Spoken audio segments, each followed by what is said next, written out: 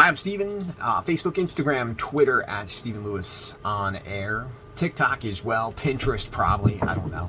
Like and follow and leave a comment if you agree or disagree. On this one, we're going to give you a quick recap review of Mandalorian Season 3 and get a little spoilerific for the season finale. Was it good? Was it bad? A lot of opinion out there. I wanted to wait at least a couple of days to give everybody a chance to watch this thing and see where we go from there. I think as far as seasons go, real quick, definitely a different vibe to this one as opposed to previous seasons, and I think a lot of that has to do with the writing. I'll explain as we get a little further into this, but I didn't hate it necessarily as much as everybody else or some other people did. I think part of the problem is we waited a little longer for season 3 and then it was a little bit of a letdown. But I think some of the other issues that we have are Star Wars fans are notorious for having all these fan theories of what they want to happen, and then when those don't come to fruition, we get a little upset about it. So I think sometimes we, as fans, need to temper our expectations a little bit, and that might make it better. And I think part of the other problem is,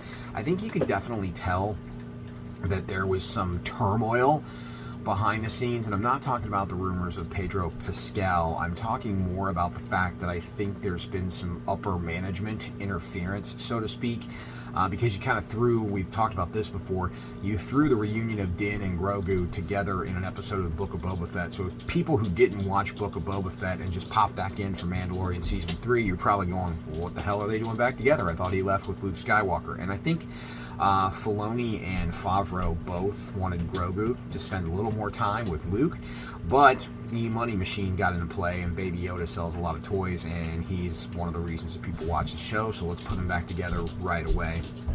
And we knew what was kind of coming with this season, that Din Djarin had to reestablish himself as a Mandalorian, and you wanted to see Bo-Katan and her group retake Mandalore. And I think the problem with a lot of this was, for most of the season, Din ends up taking a back seat in his own show for a lot of different reasons. But there were also some things that we wanted to see get paid off that finally did. In the first couple of episodes, you see Din travel to Mandalore to, bathe in the living waters. He finds Bo-Katan, who is just depressed and lonely because her troops left her, her world is destroyed, and she's not the leader she wants to be. A lot of people thought maybe she would battle Din for the Darksaber. That didn't necessarily happen. In fact, it didn't happen at all. He gave it to her like he wanted to again, but this time the technicality allowed her to keep it. But I think you got some things with Mandalore that was kind of cool, seeing what the world was like. We hadn't been there since Clone Wars, and not everybody watched Clone Wars, so there was that.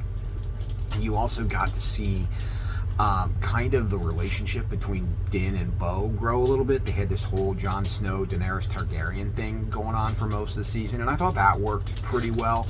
The armorer was another question mark. You didn't know if she was going to be a spy. You didn't know whose allegiance that she really was kind of tied to, and she ended up being cool. But I think we saw a lot of different sides of Mandalore and some other things thrown in as well. This episode, or this season, did a lot of world building, but I don't think it necessarily did it as good as it could have, and that's where the writing comes into play. I think you had to start introducing other places because you're finally doing what you should have done with the sequel trilogy, which is have an actual plan, which is something that Disney hasn't seemed to have had since they took over the Star Wars franchise. And this go around, they're clearly setting up Heir to the Empire or other things, and they use this season of The Mandalorian as a stepping stone to kind of start getting into Ahsoka and Skeleton Crew and these other things that are going to pay off down the road. The one episode that I think a lot of people took the most heat about was the cameo between Jack Black and Lizzo. And I get it, I understand it, but Lizzo had a heartfelt tweet. I'm not necessarily a Lizzo fan, but I did think it was cool where she was coming from. She said her dad had her watching Star Wars when she was a little kid. It was a rite of passage, and he passed away, and she would have loved for him to be able to see her do that, which I get where you're coming from, but I think the problem with big cameos like that, you know who they are and they don't always work. Ask Ed Sheeran. He took so much crap for being in Game of Thrones, despite the fact that he was a huge fan. That cameo did not do him any favors, and I think the same can be said of both Jack Black and Lizzo. But most people seem to like Christopher Lloyd's cameo, which, Doc Brown, okay, Lizzo and Jack Black, not so much. But I think the other thing about this show that Andor did really well was have a slow burn towards stories. And this go around, the episode where you saw what the Imperial remnants were like trying to adjust to New Republic life was pretty cool. And it did pay off a lot of things, especially the cloning technology and some of the other stuff about how messed up the New Republic actually was at the time. But the formatting of the show was all wrong. You had a really cool open with Bo and Din and that fight between their airships and the TIE fighters off of Mandalore, which was just kick ass. The move that Bo-Katan did, like the Top Gun Maverick thing where she popped one of the wings of her ship up in the air and spun around and just blew a ship out, was phenomenal. But then you go away from Din and Bo, you go right into the story of the Imperials, and then you don't come back to Bo and Din until the end. And I think it would have worked better if you were kind of weaving back and forth in between the two, but that didn't happen. The writing was definitely, I won't say subpar, but just different this go around. And I think it might have something to do with Dave Filoni spending a lot of time dealing with Ahsoka and setting up other things. But just minor things like that kind of got in the way a little bit. I did think there were some cool things that, they did pay off, like as far as we finally got to see how Grogu got rescued out of the Jedi Temple on Coruscant during Order 66, and a lot of people, again, fan theories, Mace Windu came back from being thrown out the window to save him. Nah, it wasn't Mace Windu, but it was Ahmad Best, and it was cool to see him get to play Kellen Beck and, wreak shop on some clone troopers and get Grogu out of there. We finally got to see that come to fruition a little bit. We see more about what they're doing on Navarro with Grief Kargan and how he's setting up that world. So you're starting to see a lot of different things kind of building up here and there. And you also got to see the council, the Shadow Council, which was going on. And you kind of thought that maybe with them setting up Thrawn, that Gideon would be like Thrawn's right-hand guy in this version. In reality, Gideon was working for himself the entire time. So you see some of that stuff pan out, but then some of the writing that was really cool, where you start to see like the Mandalorian's training and Vizsla's son gets captured by the pterodactyl type thing, and they go get him. The one thing that I didn't get that I just thought was kind of really poor writing was, okay, my son's in danger of being eaten by a winged beast, so we're going to fly all the way to the mountain, and then we're going to camp out overnight, maybe get some breakfast, and then climb up there and save him. I didn't get the lack of urgency bothered me, because I would have been like, all right, we're here, let's go. But that didn't happen. So that's where I say the writing was kind of a little off this go round. As far as some of the other stuff that we got to see happen, we got to see the Mythosaur. And is the Mythosaur for Bo? Is the Mythosaur for Din? Is the Mythosaur for Grogu? I guess we won't know until a little further down the road. But I did like the finale. I think no matter what happened, the finale was going to be tough to live up to, especially when season 2 had Luke Skywalker coming back and wrecking shop on Dark Troopers that we never expected at all. So this go around, you were going to have a lot of expectations that had to be met and weren't necessarily met completely.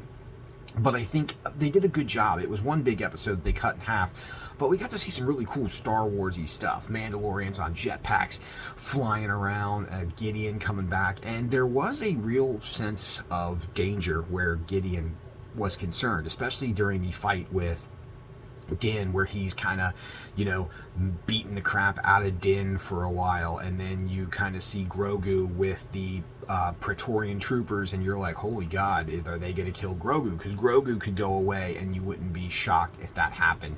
And then you saw Din and Bo-Katan kind of team up a little bit, but then you saw Bo-Katan one-on-one with Gideon with the Darksaber, in which he destroyed the Darksaber, which a lot of people were like, how the hell is that going to happen? I think it's awesome that they destroyed the Darksaber for a couple of different reasons, but you kind of got the sense that maybe Moff Gideon might best one of these guys during the entire battle. And I think the whole fight stuff in that finale was totally cool. The way they crashed the cruiser, and a little throwback to Rebels, the way Grogu was able to use the Force this go around. And I like it. As far as the Darksaber meeting its demise, good thing, because now, you can kind of build a new way for the Mandalorians, or there could be a quest next season to see about a way to get it repaired. and see what happens. And then there's a lot of people that, since Gideon was determined that he was cloning himself to kind of give his clones force powers and Beskar armor and kind of be like a bunch of Mandalorian Jedis and conquer the galaxy. That was kind of cool. So we did get to see that pay off, to see what happens there. But a lot of people believe that Gideon might not necessarily be completely dead. I think time will tell on that, and I hope not, because Giancarlo Esposito is such a good actor that I'd hate to see him not in that role. But I think they definitely did a good job with hitting the reset button at the end of this. The way it ends, it could have been a series finale, but it's not going to be. For people who are going, maybe this is the end. It's not the end. They said they don't see it ending, and I think what's going to happen now is you have Din Djarin living on his world, Bo-Katan, trying to reestablish Mandalore, so we see what happens there. They'll probably interact down the road. You also established the fact that there's spies within the New Republic, there's the Shadow Council going on, and the remnants of the First Order. All of this is being done to make that sequel trilogy that much better, or more palatable, maybe, I don't know.